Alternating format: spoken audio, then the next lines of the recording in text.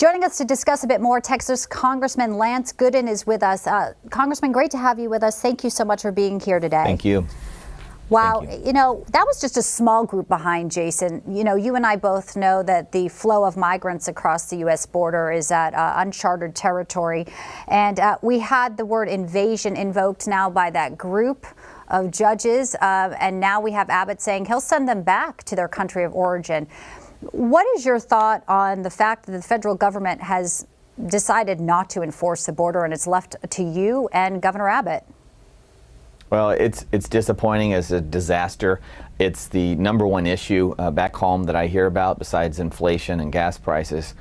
And what we've seen since Joe Biden took office is they're not just not doing anything, they're actually encouraging this mass migration. They're funding it in a sense through the United Nations, through these nonprofit groups that are going to these border towns, welcoming immigrants as they cross the border, putting them up for free in a hotel for a few nights, and then buying them plane tickets to wherever it is they want to go in the United States and shuttling them past TSA, where the Biden administration has said that an arrest record or an arrest warrant will suffice as identification to get through security at our nation's airports. It's totally crazy what this federal government is doing, and so different than what we had when President Trump was in charge. And I think that we're just in a heap of trouble.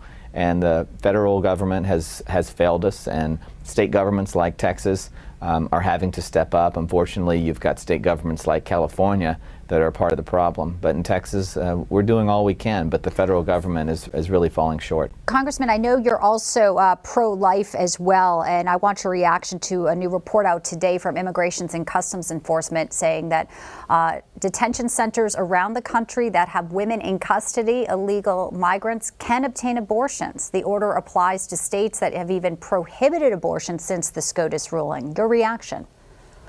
It's just the peak of hypocrisy. You know, I'm here in Washington, D.C., where I see Black Lives Matter signs up everywhere. I don't sense that migrant unborn lives matter. The fact that they are prioritizing something so heinous is just a par for the course policy for this federal government. I'm also curious to know, are some of these migrants being coerced if they're being offered abortion services? Many of them are Catholic, from Catholic nations. I suspect many of them are pro-life. Certainly the Hispanic community that I'm familiar with is very pro-life. And so I'm real curious as to how this message is being delivered there with these migrant caravans that come across. Are Catholic charities okay with this? They seem to be part of the funding of this transfer of migrants across the nation. Catholic Charities, for example, puts them up in hotels and gets them to the airport. Are they a part of this abortion process? I'm very curious.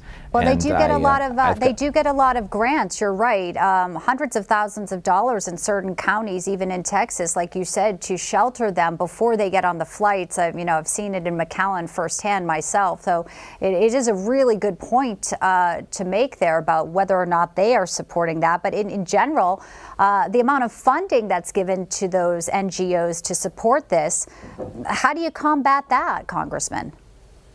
Well, first thing we've got to do is win back the House. Immediately, the next big thing that can happen is in November, we've got to take back the House so we can begin an oversight process that has stopped since Democrats have been in control with Joe Biden in the White House.